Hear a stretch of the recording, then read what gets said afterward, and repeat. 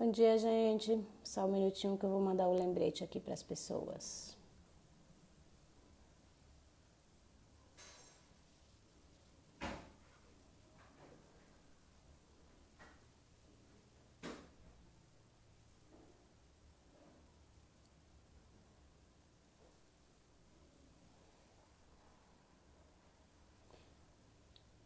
Bom dia, bom dia, bom dia. Só mais um minutinho.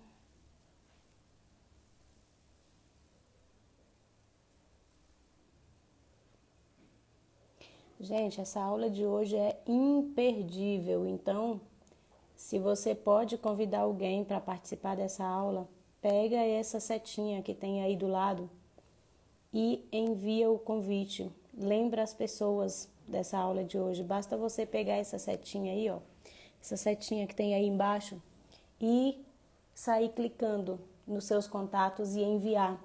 É uma aula muitíssimo importante e vale a pena a gente mandar para as pessoas, tá? Bom dia, meus amores, bom dia, como é que vocês estão?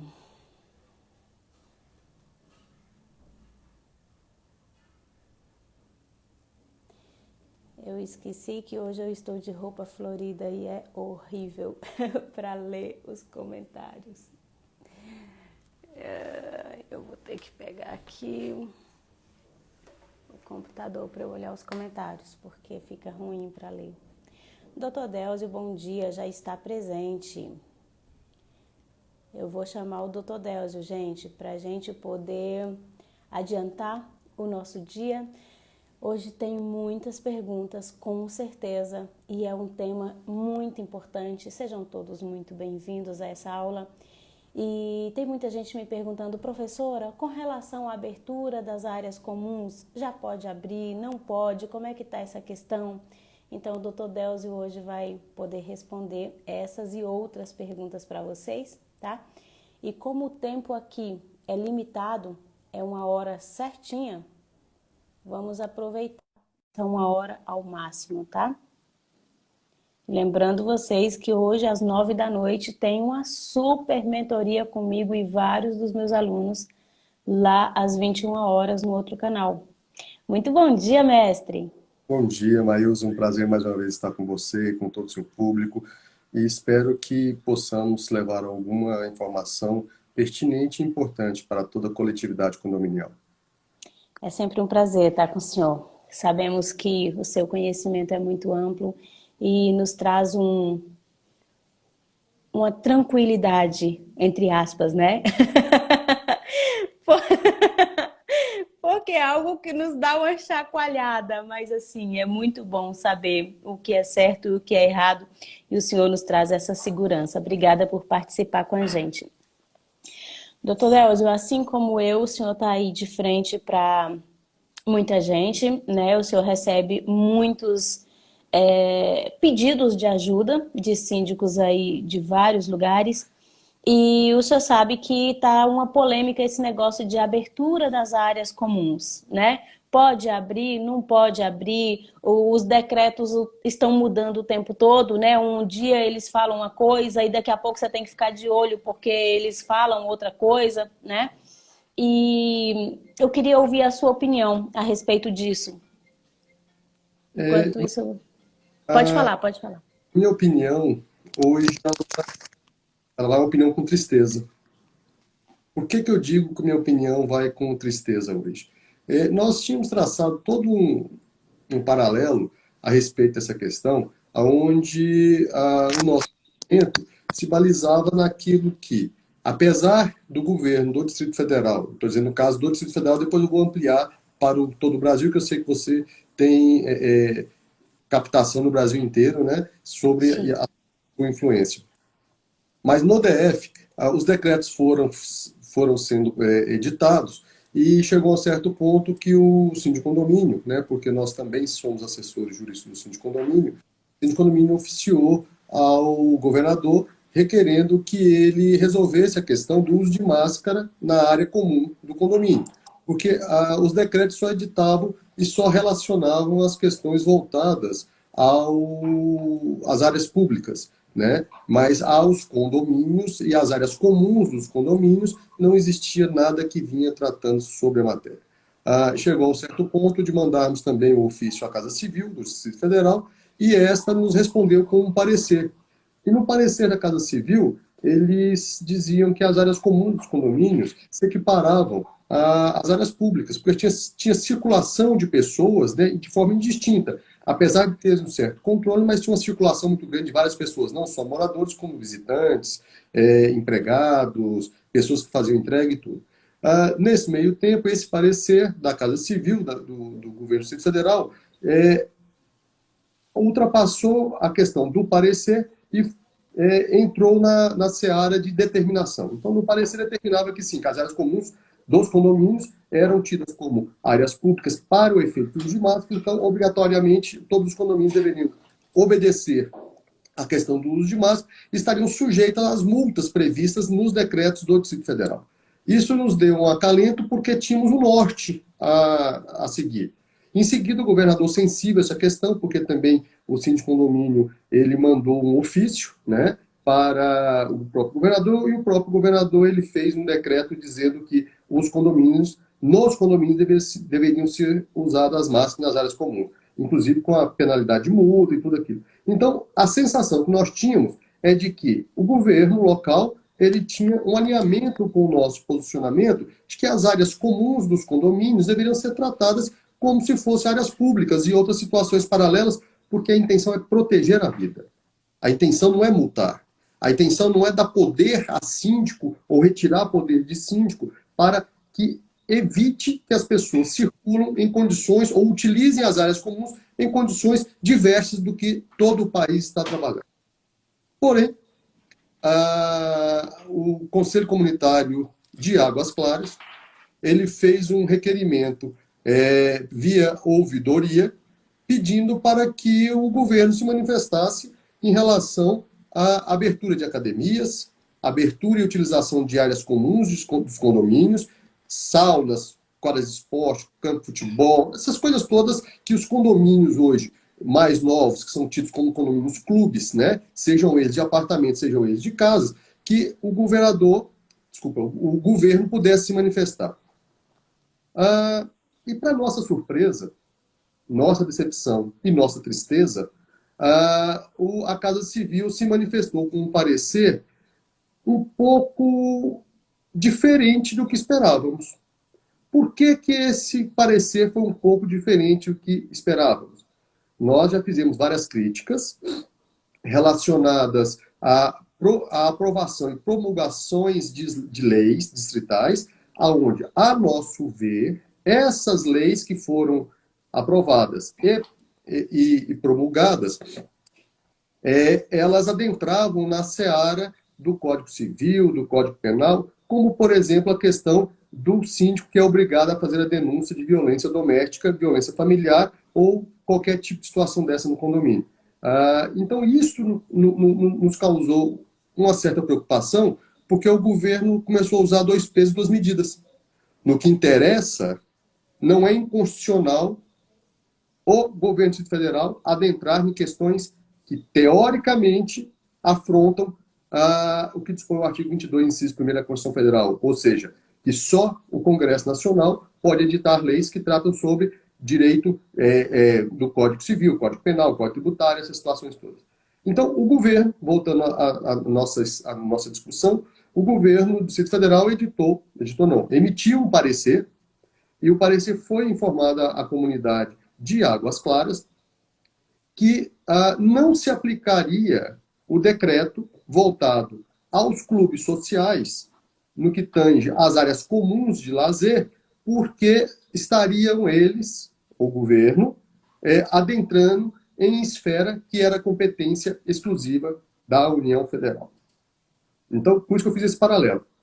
Peraí, mas quando eu pego o projeto de lei que trata sobre a questão da obrigatoriedade do síndico e dos condôminos denunciarem as autoridades públicas, e quando eu uso a palavra denunciar é equivocadamente, não é denunciar, é levar notícia a crimes, que quem denuncia é o Ministério Público. Mas, enfim, quando eu pego uma lei que nasceu no Senado, que traz a obrigatoriedade do síndico fazer isso, a própria lei diz que estaria alterando o Código Civil, a Lei 4.591 de 64, o Código Penal e o Estatuto da Criança.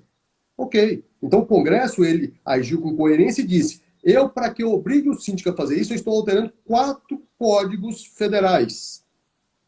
Mas o governo local sancionou uma lei alterando tudo isso e não achou inconstitucional. Agora, para criar uma regra, ou aplicar uma regra já criada por eles, dos condomínios sociais, ou seja, dos clubes sociais, que têm as mesmas áreas que os condomínios de Águas Claras, com piscina, sauna, quadra de esporte, quadra de squash, pista de caminhada, é igual. Aí diz que não pode, porque estaria entrando na seara federal. Então, assim, essa situação eu tenho quase certeza que o governador não sabe. Nós estamos trabalhando, vamos enviar um ofício ao governador para que ele nos diga: governador, por que 2 pesos, 2 medidas? Mas voltando à nossa questão, tirando a minha tristeza, pois que eu fiz essa abordagem toda, a minha tristeza de incoerência, de falta de uma situação de usar o mesmo peso e a mesma medida para situações idênticas, porque, ao nosso ver, diferente de obrigar um síndico a fazer uma denúncia, entre aspas, dizer que o condomínio não deve permitir o uso irrestrito de academias, como fez o decreto tratando sobre clubes sociais, restaurantes, áreas de lazer, nada mais seria do que normatizar o uso e não alterar propriedade ou destinação. Então, essa questão toda, que é uma questão difícil de entender porque o governo adotou esse posicionamento agora. Mas continuo eu com a mesma posição que eu sempre tive, Marcos. Porque quando eu digo, e sempre disse, que os condomínios devem restringir ou fechar as áreas comuns de lazer neste momento, eu digo pela lei maior. Eu não levo nem em consideração o que dispõe o Código Civil, o Código Penal, o que dispõe decretos locais e leis locais. Eu digo pela proteção. Quando eu levo para a Constituição Federal, eu já chego logo no artigo 5º da Constituição Federal, que é uma cláusula pétrea, que é algo que vem a garantir que nem o próprio Congresso pode mudar se não tiver uma nova Constituinte. Diz o seguinte: é direito do cidadão, direito à vida. Quando eu leio o artigo 6º da Constituição Federal, que também é uma cláusula igualzinho, é um artigo que é uma cláusula pétrea, que diz: é direito a todo cidadão, direito à vida, à saúde, ao trabalho. Então, vou mais. Quando eu leio o artigo 7º da mesma carta, que é a Carta Magna da Constituição Federal, eu vejo que é direito do trabalhador à saúde, à dignidade e à segurança no trabalho. E aí eu vou no artigo 196 do Código da Constituição Federal. E lá eu leio que é obrigação do Estado fornecer essa segurança. E quando diz que é obrigação do Estado fornecer a segurança, não é só a segurança policial, não. É a segurança para evitar a contaminação e a disseminação dessa questão toda. Então, eu penso e volto a dizer, o síndico, à luz que dispõe o artigo 1348 do Código Civil, ele deve sim levar neste momento à sua Assembleia em caráter emergencial, porque ele pode utilizar o que dispõe o artigo 11 da Lei 14.010 e fazer uma Assembleia virtual, em virtude da emergência, e decidir, tirar de cima dele esse peso todo e decidir na sua coletividade, por uma Assembleia virtual, de que forma será regrado o uso das áreas comuns dos condomínios. Pois, sendo assim, o síndico estará socializando a questão de forma democrática para deixar a maioria decidir o que fazer, como fazer e de que forma arcar com este fazer. Porque sabemos nós que quando o síndico autorizar a abertura total ou parcial das áreas comuns, ele terá que aumentar seu contingente de empregados. Haja vista a necessidade da própria lei que foi modificada no DF, da limpeza, asepsia de todas as áreas que tenham circulações dos moradores ou de pessoas assim. Então, o síndico vai ter que aumentar o quantitativo de empregados, o síndico vai ter que aumentar o quantitativo de materiais de limpeza, álcool em gel e tudo, e, principalmente, o síndico vai ter que aumentar o quantitativo de EPIs. Não é só uma máscara e a luva, não. Vai ter que ser uma série de outras questões que ele vai ter que, efetivamente, aumentar, ter um custo maior, para proteger a sua população condominial. Fora, né, mestre? Doutor Delcio, fora que eu não sei, tem alguns estados nessa mesma situação, mas aqui em Brasília a gente está vivendo o pico, né? A gente está no olho do furacão, a gente está no momento mais tenso da doença, no momento mais alto em que ela atingiu um nível assim absurdo de pessoas infectadas. E já tem o quê? Tem umas 3 semanas que a gente está nesse pico e não sai dele. Então, como que a gente pode estar fazendo todas essas liberações? Como que a gente pode descuidar da saúde das pessoas no momento em que ainda estamos tão vulneráveis, né? Com certeza. E aí, no Brasil todo, nós temos que lembrar o seguinte: a prefeitura, o governo estadual, eles estão editando e vão continuar editando decretos para que, nesse período de emergência, e é uma calamidade mundial, não é uma coisa voltada só ao Brasil. O mundo inteiro está fazendo isso.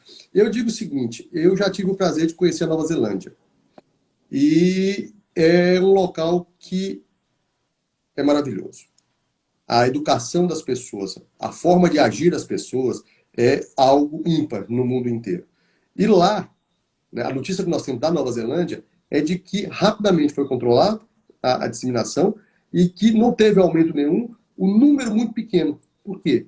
O governo muito ativo, o governo tomando as atitudes necessárias e a população em conjunto com o governo atuando. Não adianta só o governo editar leis e normas e a população não aderir. Então, quantas vezes eu vejo vários condomínios, igual nós tivemos uma live essa semana com a senhora Elizabeth, que é uma síndica espetacular, inclusive teve uma grande emissora que fez uma matéria com ela essa semana falando sobre as medidas que ela adotou no condomínio dela. É assim, parece medidas de guerra. Ela fez tudo que era possível imaginar e adotar. Maílza, e mesmo assim, ela é síndica de mais de um condomínio. Mesmo assim, ela tem situações hoje de 2 ou 3 pessoas internadas na UTI, de condôminos, pessoas novas, não são pessoas do grupo de risco, que foram contaminadas. E eu tenho certeza absoluta que nenhuma dessas pessoas tiveram a contaminação por omissão da síndica, porque ela adotou tudo que poderia e indo além. Porque, Maílza, nós temos que observar que a própria Anvisa, ela traz no seu site um dispositivo, são normas de higienização para esse período.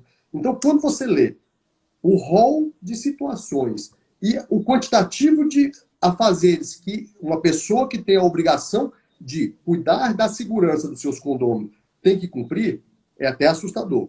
Principalmente aquele síndico que tem pouco recurso nos seus cofres condominiais. Esse é o grande problema. O pequeno condomínio, aquele condomínio só tem um empregado, tem 2 empregados, e muitas vezes, só com 2, 3, 4 empregados, tem uma piscina, um salão de festas na cobertura. O que fazer? Como fazer? Então, essas situações todas nos traz assim, uma inquietude muito grande, porque nós sabemos que o síndico é responsável, civil e criminalmente, por atos de ação, omissão, negligência e imprudência.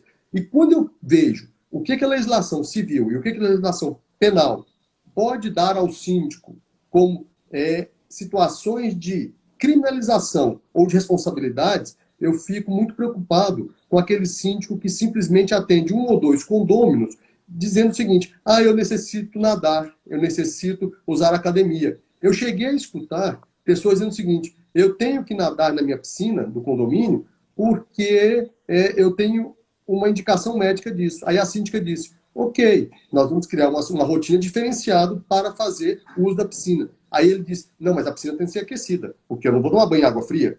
Só que a piscina aquecida naquele condomínio tinha um custo mensal de mais de 10 mil reais para aquecer a piscina.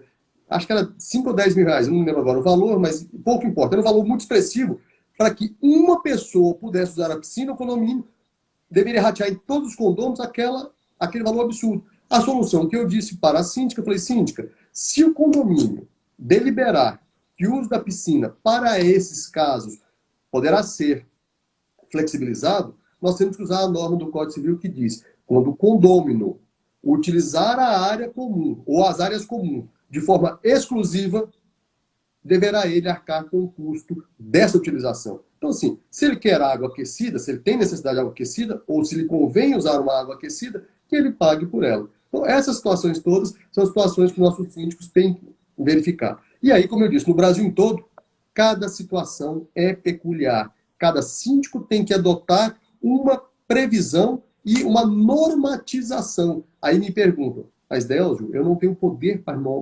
normatizar. Eu digo o seguinte, síndico, aproveite a Lei 14.010 até 30 de outubro, faça a sua Assembleia Emergencial e crie regras de utilização das áreas comuns.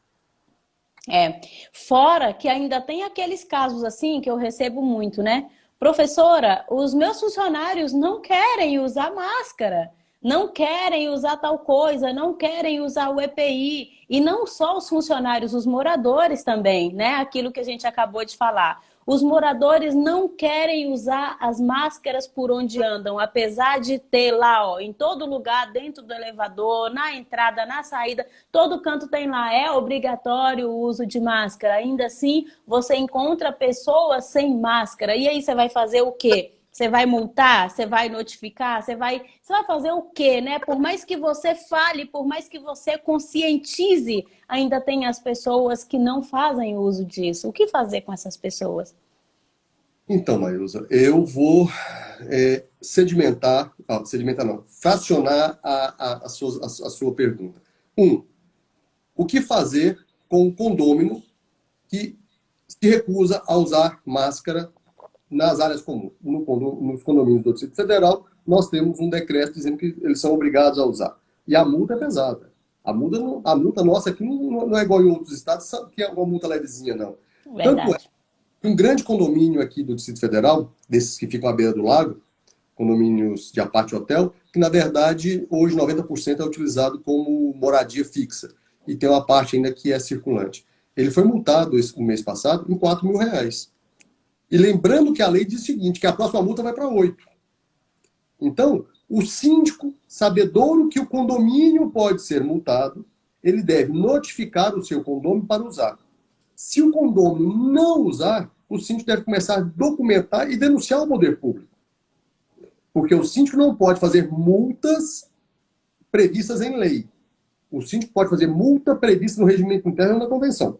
É exatamente isso que eu estava dizendo. O síndico pode notificar o condomínio e aplicar aquela multa convencional ou regimental. Mas também deve notificar ao poder público, dizendo que aquela pessoa, com aquele CPF, mediante até a filmagem daquela pessoa, está se recusando a usar, e aí o poder público vai atuar como o poder de polícia que tem. E quando eu digo poder de polícia, não é lá e prender, não. O poder de polícia é o governo ir lá e multar por seu órgão competente. Então, com esta colocação toda, eu digo o seguinte: o condomínio, por intermédio do seu síndico, tem o poder-dever de ser o primeiro fiscal. Obviamente, ele não vai poder emitir aquela multa prevista na lei para não utilização, mas ele vai poder, sim, nos termos da sua convenção, do seu regimento interno, emitir uma multa convencional ou regimental. E aí vem a segunda parte da sua pergunta, que é a resposta. E meu empregado? O meu empregado é muito pior. Por que eu digo que o meu empregado é muito pior? Quando o meu empregado, e eu digo meu, gente, não é empregado do Deus, não, é empregado do condomínio, né? Eu uso essa ficção de meu empregado, mas é óbvio que não é meu. Quando o empregado do condomínio, ele se recusa a usar um EPI, ele pode ser advertido verbalmente, ele pode ser advertido por escrito, ele pode ser suspenso do trabalho e ele pode ser demitido por justa causa à luz do artigo 482 da CLT. Por que eu vou dizer isso, Deus? Que absurdo, demitir um empregado? Sim, isso é uma obrigação do síndico. Se ele advertiu o empregado, ele reincidiu. Ele suspendeu o empregado, ele rescindiu. Se ele não quiser usar os equipamentos de proteção individuais, ele deve ser demitido por justa causa. Por que ele deve ser demitido por justa causa? Porque esse empregado está colocando em risco toda a comunidade e a ele próprio.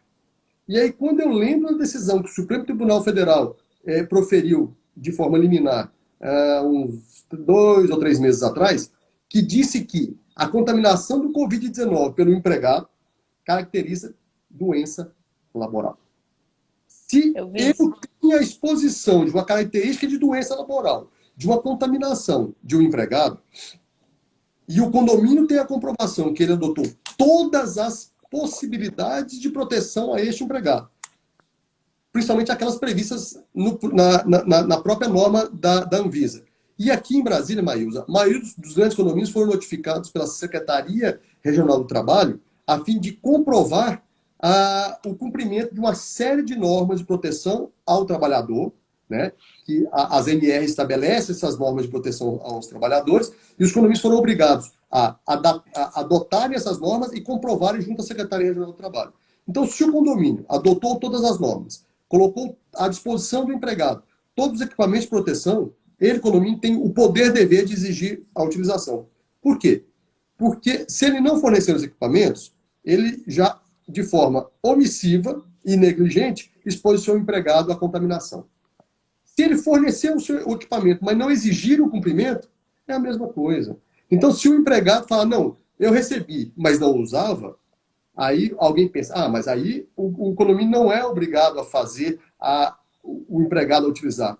Equivoca-se. A Justiça do Trabalho, ela diz o seguinte, você, empregador, tem o poder de mando. Em você tendo o poder de mando sobre seu empregado, você tinha responsabilidade de culpa em vigilando. Por quê? Se você tem a culpa de vigiar e não o fez, você assume a responsabilidade. E aí, nós temos que lembrar o seguinte, o empregado que ficar afastado por uma doença laboral por mais de 15 dias, ele terá uma estabilidade de 1 ano após o retorno daquela doença laboral. O empregado que tiver a doença laboral, for conceituado Covid-19, realmente for classificado que é uma doença laboral, e tiver perda da capacidade laborativa, além da estabilidade, ele terá o direito de receber indenizações gigantescas, né? Lucro cessante, danos morais, aposentadoria total ou parcial e uma série de outras situações. Então, tudo isso pode acarretar, eu disse já há algum tempo atrás, que um empregado que venha a ter perda laborativa completa, né? Ele teve o Covid-19, o seu pulmão ficou comprometido, ele não consegue mais trabalhar, por exemplo. Ele pode chegar a receber R$ 1 milhão de indenizações contra o condomínio. E aí vem coisa pior. Se você acha que está ruim, mas vem coisa pior. Quando ele se aposenta e fica provado que ele teve a doença laborativa em virtude do empregador não ter fiscalizado o uso do EPI, Terminou de lascar. O INSS que vem pagando aquela pensão para o empregado vai entrar com uma ação regressiva contra o condomínio, e além do condomínio ter pago esse valor todo, que pode chegar a R$ 1 milhão, R$ 1.200.000, ainda vai ter que indenizar o INSS por tudo aquilo que o INSS pagou ao empregado. Então, o problema é muito maior, mas muito maior do que parece. Daí, a necessidade de que o condomínio não só forneça os equipamentos, máscaras, uniformes, aqueles sobretudos hoje até de UTI, né? Tem síndico utilizando aquelas vestimentas de UTI para os seus empregados. Ele pode ser responsabilizado. Mas, Nelson, para que utilizar um vestimenta de UTI? Eu pergunto o seguinte, quem é que vai recolher o lixo de quem do condomínio contaminado pelo Covid-19? É aquele empregado. Quem é que vai manipular esse lixo e jogar no contêiner? É aquele empregado. Então, aquele empregado estará exposto a uma contaminação como se estivesse em uma UTI realmente. Por quê? Se não tiver um equipamento diferenciado para manipular a limpeza das áreas perto da unidade daquela pessoa que está contaminada e manipular o lixo dele, ele é um empregado que está em alto risco de contaminação. Então, terá que ter um equipamento muito diferenciado. O buraco é mais embaixo, né, gente? Quando a gente começa a escutar o termo jurídico, né, certinho, é assustador. Doutor Delzi, ainda tem um problema, assim, que muitos síndicos têm me relatado o seguinte. Professora, e quando o condomínio tem um grupo pequeno, né, de funcionários, um quadro pequeno de funcionários, e aquele funcionário tá com sintomas? Tá com sintomas. Primeiro, se você manda esse funcionário para casa, Se você tem que mandar o funcionário para casa, senão ele vai ficar ali e vai contaminar outras pessoas. Você tem que mandar ele para casa. Só que é preciso o teste para saber se ele está realmente com coronavírus ou não. Por quê? Pode ser uma gripe, né? Afinal de contas, a gripe ainda existe. Pode ser uma dengue, pode ser outra coisa. Mas você tem que saber se é o coronavírus. Você não consegue, em muitos lugares, você não consegue o teste de imediato pelo governo. Por quê? Você só consegue o teste se você tiver assintomático, tem um monte de coisas lá para você conseguir o teste. Tem muitos lugares que você não consegue o teste de imediato. Para você pagar, é caro. Você tem que ir lá no SEIB, no exame, no laboratório específico e mandar fazer o teste. E esse teste é caro, não é barato. Aí você tem que fazer o teste para poder comprovar se essa pessoa está com Covid ou não, para poder deixar ele em casa. Como faz isso? Por quê? Se pelo governo ele não consegue fazer isso, o síndico pode fazer com o caixa do condomínio, pode usar o dinheiro do condomínio para fazer isso? Professora, a senhora, como sempre, é uma pergunta muito pertinente, né, e muito importante. Eu vou dar um exemplo, o síndico condomínio DF. O síndico condomínio DF, no intermédio da sua diretoria executiva, na pessoa do seu presidente Paiva, ele conseguiu fechar um convênio com um grande laboratório do Distrito Federal e conseguiu preços muito atrativos para os seus representados e mais atrativo ainda para os seus filiados. Então, assim, um exame que está custando aí na faixa de 180, R$ 200, o condomínio filiado do síndico condomínio está fazendo a R$ 110 por empregado. Então, os síndicos de todo o país devem procurar os seus sindicatos para que os seus sindicatos possam realizar esse tipo de convênio com grandes laboratórios, porque qualquer laboratório vai ter interesse de fazer o quê? De fazer a parceria com a entidade sindical dessa, porque o volume vai ser muito grande, e isso é muito importante. Mas respondendo a sua pergunta, eu digo que sim. Se eu sou síndico, eu mando fazer exame em todos os meus empregados às custas do condomínio. Mas, Deus, eu vou gastar dinheiro com isso? Eu falo, não. Você não vai gastar um centavo com isso. Vai proteger os outros. Você vai investir. Uhum. Gastar é pôr o dinheiro em algo que não tem retorno. Investir é dar segurança aos seus empregados e, principalmente, dar segurança aos seus moradores. Então, você está fazendo um bom investimento. E toda aquela pessoa que tiver sintomas, automaticamente deve ser afastado do local de trabalho. Por quê? Mas, Deus, mas só sintoma? Sim. Você não sabe o que é? Se é só o sintoma. Quando eu pego qualquer outra doença de um empregado meu e o empregado está com a dor na coluna muito grande, eu vou deixar ele trabalhando, carregando o carrinho de limpeza, ou eu vou pôr ele em casa? Eu vou pôr em casa, é claro, porque se a dor na coluna aumentar e ele tiver uma hernia de disco, o empregador será responsável por aquilo. É a mesma coisa. Então, se ele tem um sintoma, ele deve sim ser afastado.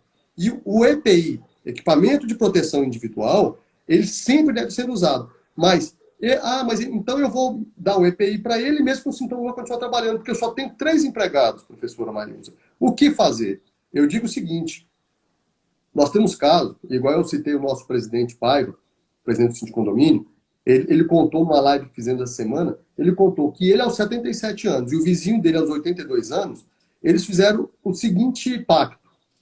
Um dia eu limpo o nosso hall de entrada, no outro dia você limpa.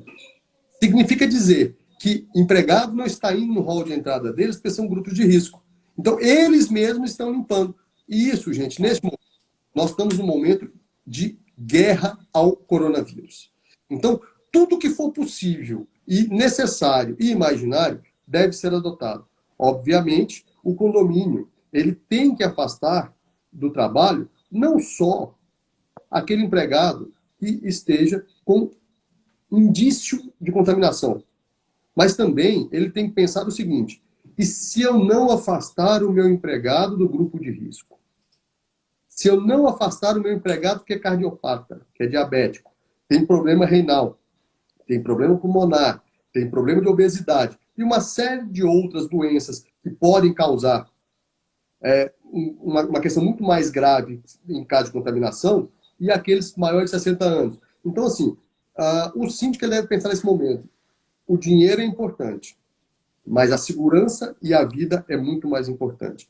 Então, ele contrate uma pessoa para cobrir esse período, ele pague horas extras para os outros empregados poderem realizar essas situações. E lembro vocês o seguinte, só quem pode normatizar legislações, além do que os governos estão fazendo, são os sindicatos. Porque o artigo 611-A da CLT, que foi introduzido pela Lei 3.467, diz o seguinte, o acordado. O que é o acordado? Acordo coletivo de trabalho e convenção coletiva de trabalho. Sobrepõe ao legislado.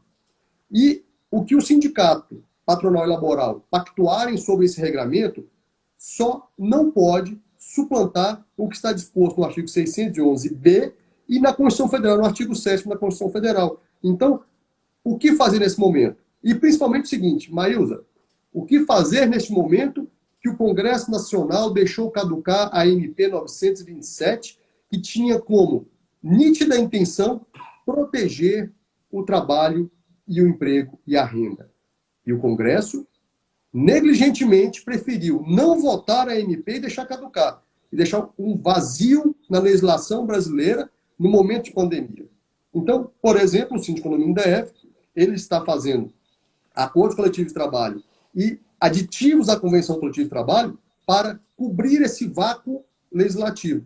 Porque o empregador e o empregado não podem ficar à mercê de brigas políticas entre executivo e legislativo e deixar a população desprotegida pela saúde, pelo capital, pelo emprego. Então, sim, os sindicatos são importantes. Sim, eles detêm a ferramenta legal para regulamentar suspensões de contrato de trabalho e a forma de remuneração, mesmo após ter caído a MP, a regulamentar a questão da redução de jornada de trabalho e redução salarial, mesmo após transcorrido o prazo que a Lei 14.020 dispõe. Então, é importante que cada sindicato de cada estado possa realizar aquilo que é missão precípua, proteger o empregado e o empregador. Show de bola. Vamos responder aqui algumas perguntas? Tem várias perguntas aqui. Deixa eu ver se eu consigo selecionar aqui.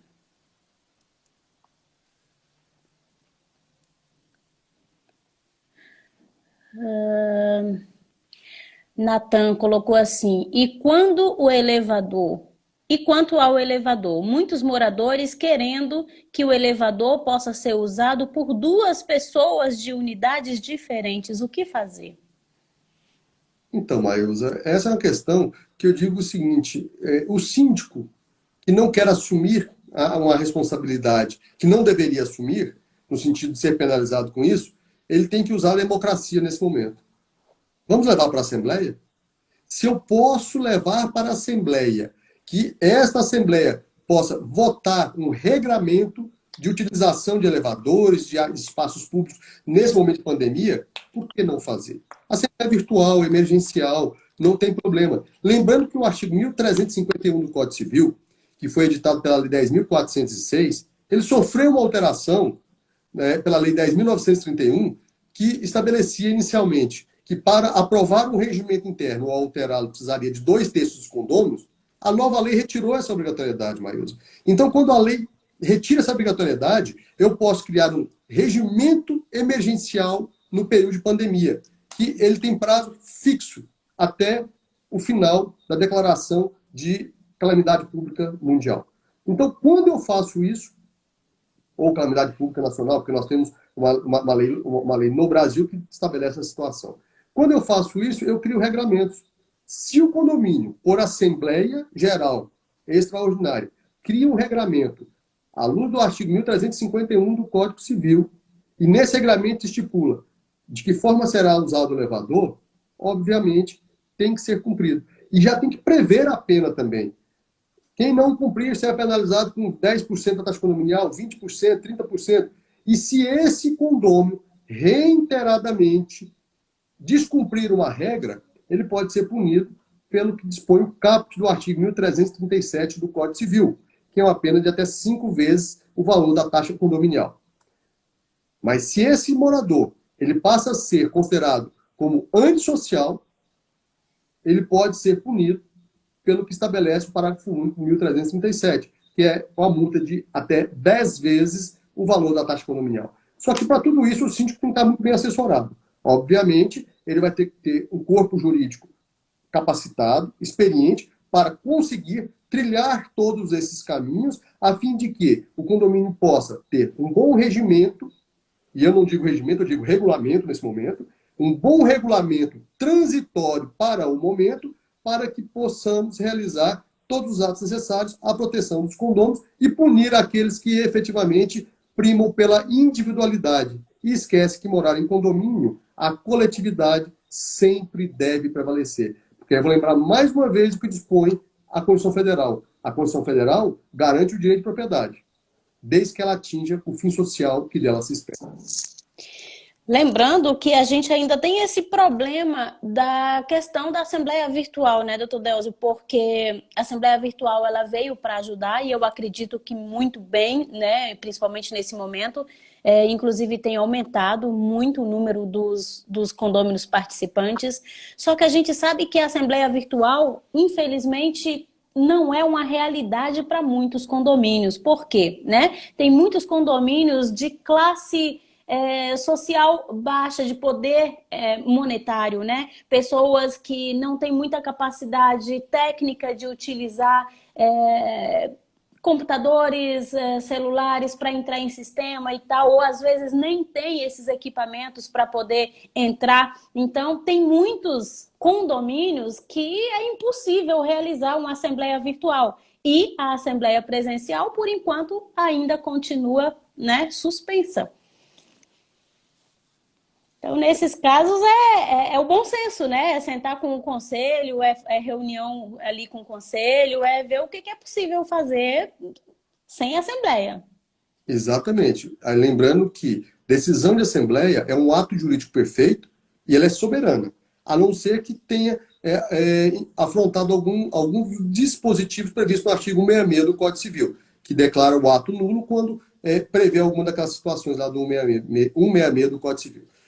O grande problema da Assembleia virtual nesse momento é a falta de equipamentos e, em alguns casos, de pessoas com mais idade, a falta de habilidade que essas pessoas têm com os equipamentos.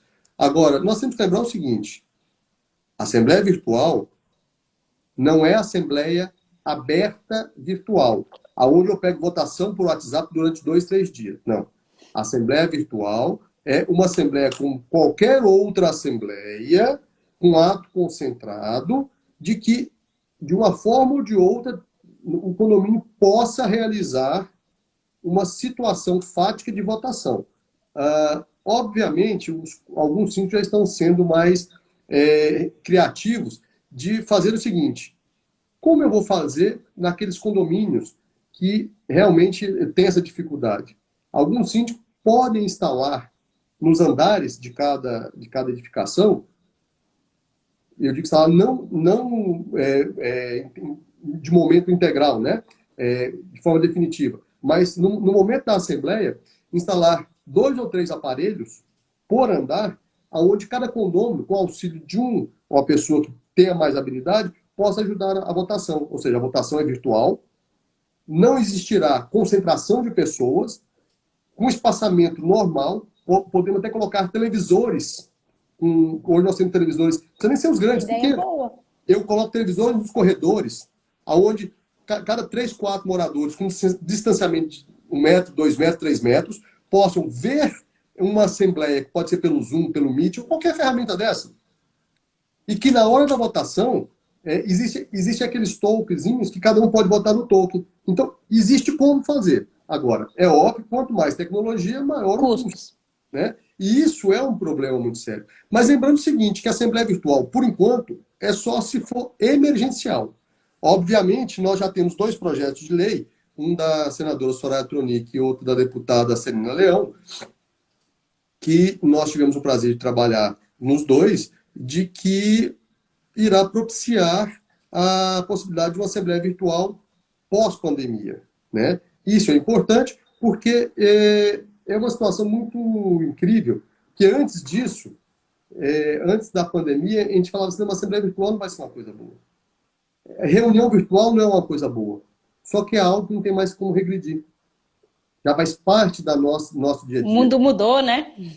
Eu lembro da Maísa conversando comigo, dizendo, Delcio, vamos gravar, eu vou aí no seu escritório, eu gravo uma livezinha para a gente colocar, e aí era difícil, porque o horário não existe compatibilidade, tinha que ter estacionamento de carro, aquela coisa toda. Hoje em dia não, marca o horário, a gente já liga, já faz a live, já resolve. Então, assim, nós mudamos, o mundo mudou, e é óbvio que teremos que fazer adaptações para viver nesse novo mundo. Verdade, verdade. Tem mais uma pergunta aqui, ó. A Beth colocou assim: prestadores de serviço podem entrar nas unidades? E vamos até ampliar aí, ó, nas unidades e também no condomínio, né? É aquela história. Se eu sou o síndico, eu digo que só para questões emergenciais o prestador de serviço pode adentrar. E quando eu digo prestador de serviço, é o externo, a gente. É aquele que vai entregar uma comida, que vai entregar um objeto, alguma coisa. Eu digo o seguinte, ele só deve entrar nas unidades no condomínio para necessidades. É óbvio que o empregado doméstico, aquela pessoa que está fazendo uma obra para a unidade, ela deve ter acesso ao condomínio. E aí já vou fazer o gancho. Mas pode fazer obra nesse momento, Delza? Me pergunto todos os dias. Então, daqui a pouco eu respondo sobre obras em condomínio neste momento. Se nosso tempo der, né? Porque assim a gente vai falando e o tempo vai voando. É, eu tô controlando aqui. Mas se não der hoje, a gente faz amanhã. E até as pessoas estão mandando aqui no WhatsApp já, Maílza, pedindo o seguinte: Delcio, peça para a Maílza para mandar para você a gravação desse vídeo para a gente disponibilizar depois. Eu já respondi, pode ficar tranquila que ela já fez a última vez, ela vai fazer de novo, ela vai colocar no Facebook dela, colocar no YouTube e em outras redes sociais, e também nós vamos dar publicidade, porque é muito interessante esse debate nosso. Mas Sim, voltando... e todas elas estão ficando gravadas aqui no próprio Instagram também. Quando termina, já fica gravada. Então, assim, Podemos fazer amanhã de novo. responda agora sobre obras. Alguém responde agora sobre obras, ela deve estar com necessidade de Vamos saber. fazer o seguinte: como é que tá seu tempo amanhã? Amanhã pela manhã? Não me lembro, mas eu acho que a gente consegue fazer uma live amanhã de manhã, sim. Então, se a gente conseguir amanhã de manhã, vamos deixar para falar sobre obra amanhã, porque é outro assunto super extenso e aí amanhã a gente fala sobre isso. Tá bom. Mas então, assim, voltando à questão dos trabalhadores, né, dos prestadores de serviço, o condomínio tem que criar uma regra para isso também. E a melhor pessoa para criar a regra não é a pessoa física, é o coletivo da pessoa física, que é o quê? Que é efetivamente a Assembleia. Então, assim, eu só vou dar uma palhinha que as pessoas falaram sobre obra, só para chamar a atenção. Gente, obra em condomínio tem que ter, neste momento, a urgência e a necessidade. Se não conjugarmos as duas questões, eu não indicaria obras nem na área externa do condomínio, nem na área interna do condomínio. Mas na próxima live nós vamos abordar esse assunto. Pode ficar tranquilo, porque se eu começar a falar, é 1 hora falando só sobre isso. Exatamente. Assunto é o que não. Aqui não tem enrolação. Aqui é pai bufo, é pergunta e resposta. É assunto para o dia inteiro. O Léo colocou assim: bom dia. O síndico quer entrar em meu apartamento junto com mais 3 pessoas para ver a infiltração que o prédio está causando em meu apartamento. Eu sou obrigado a deixá-lo entrar nessa época de pandemia? Eu não tenho uma interrogação. Eu acredito que seja uma pergunta. Eu penso que é mais uma resposta para amanhã, mas eu vou dar uma palhinha. Diz que a sua residência é inviolável. Mas também a Constituição Federal diz que, como eu disse anteriormente, que a propriedade tem que atingir o fim social que dela se espera. Eu posso impedir que alguém entre no meu apartamento se essa infiltração está colocando em risco a edificação? A resposta é não. Eu posso impedir alguém de entrar no meu apartamento se essa infiltração não está colocando em risco, mas está majorando o custo do condomínio com a água? Teoricamente, sim. Mas eu vou ter que pagar o acréscimo da água que está ocorrendo. Então, é tudo discutível, é tudo... A resposta é o seguinte... Tudo depende. Você lembrou bem. Eu sempre disse em todas as minhas aulas, em todas as minhas palestras, né? Nas aulas de graduação, de pós-graduação, que eu ministrava e ainda ministro algumas de capacitação, eu dizia o seguinte: o que é isso? Aí alguém respondia, é isso, é isso. Eu falo, não, depende. Depende. Cada situação é uma situação ímpar. Então tem que ser avaliada individualmente para que possamos ver quem é o detentor do melhor direito. Porque direito as duas partes têm. Mas qual o melhor direito para o momento? É. A Ivaneide colocou assim: e quando o empregado é diarista, como deve ser conduzido? Como eu disse, é uma questão muito pessoal do condômino, a entrada dos seus trabalhadores pessoais. Obviamente, o condomínio pode exigir que para esta diarista ou para outra atividade de empregados no condomínio, essas pessoas, quando da circulação nas áreas comuns, utilizem certos critérios de equipamento de proteção. Desculpe. Então, o condomínio ele pode realmente exigir que, para que o diarista adentre ao condomínio, ele use máscaras, ele utilize, ele deixe o sapato em um local determinado, para não entrar com o sapato de fora, ele faça asepsia com álcool gel de 70%, e uma série de outras questões preventivas, né, para evitar a disseminação do Covid-19.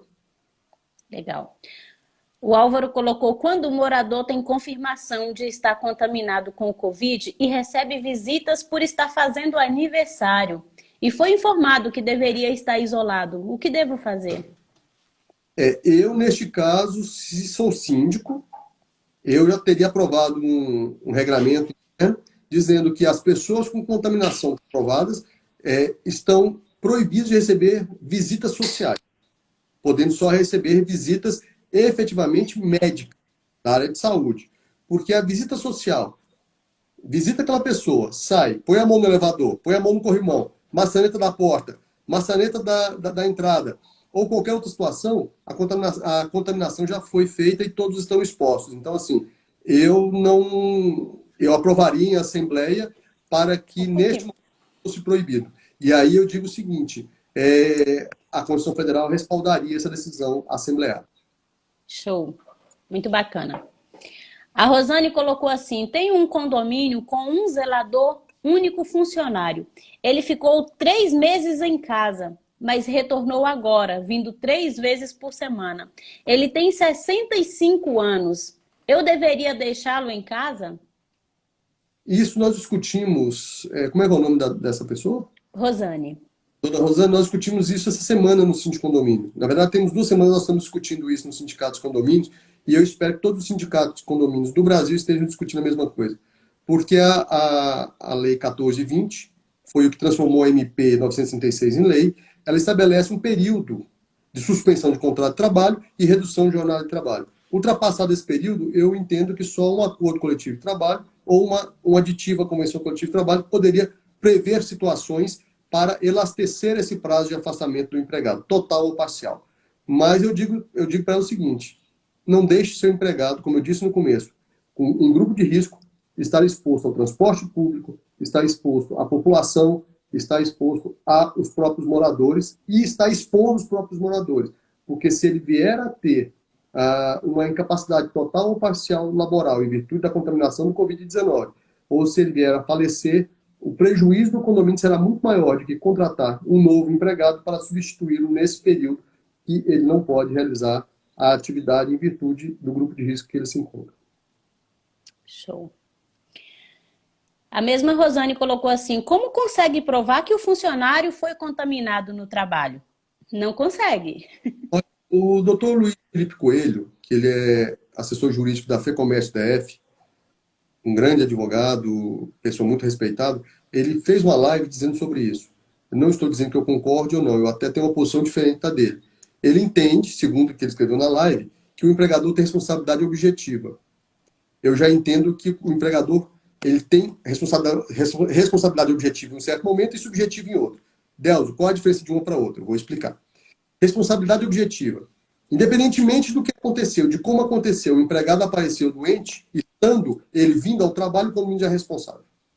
Em sendo responsável, o problema é gigantesco, né? É óbvio que ele vai ficar passado mais de 15 dias e ele vai ter estabilidade de 1 ano. É óbvio, se ele tiver incapacidade laboral, o problema econômico vai ser muito grande para o condomínio.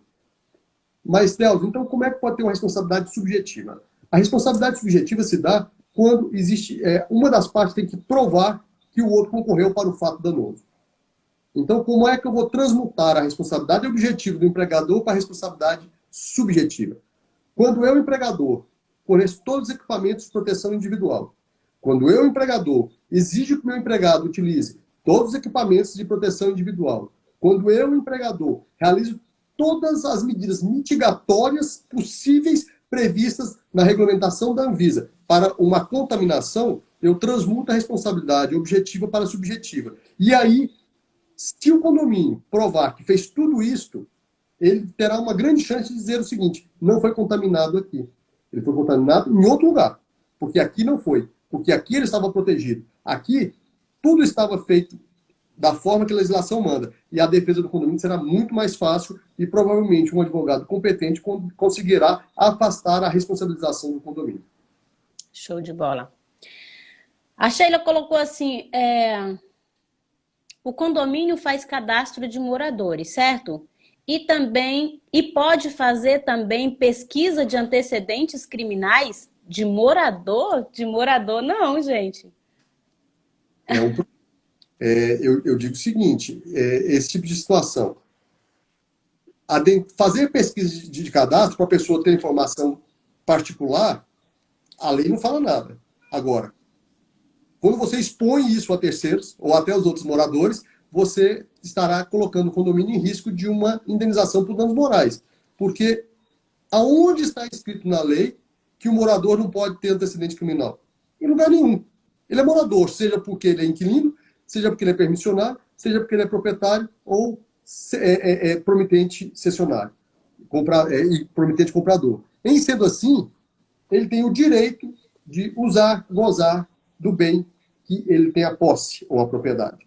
Então, fazer esse tipo de trabalho é muito perigoso.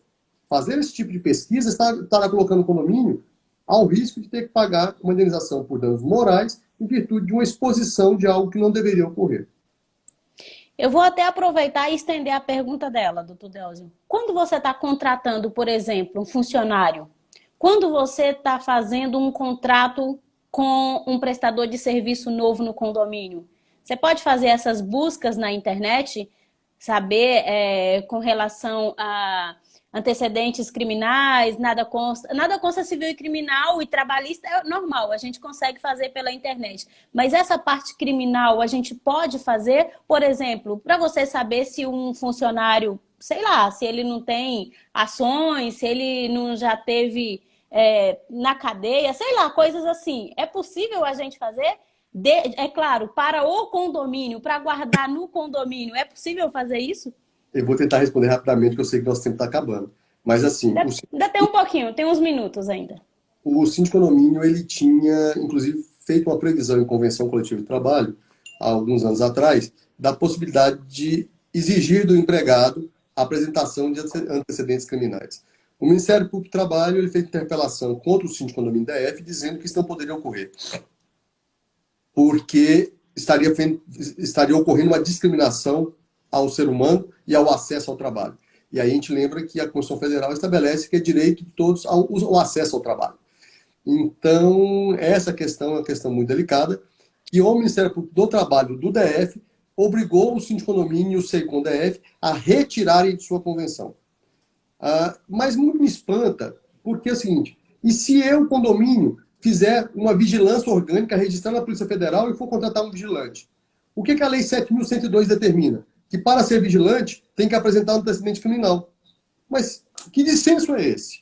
Se eu estou dizendo que a lei exige para ser vigilante condominial, eu tenho que apresentar um antecedente criminal, eu não posso exigir esse antecedente depois? Então, assim, existe um dissenso, eu sempre digo o seguinte, o bom senso é a melhor situação para isso. Se você tiver condições de aferir algumas questões, o faça. Mas não faça explicitamente, porque se o empregador desqualificar um empregado do posto de trabalho, porque ele tem antecedente e o outro não tem, o posto de trabalho poderá entrar com pedido de danos morais, porque teve uma restrição ao acesso. Show de bola.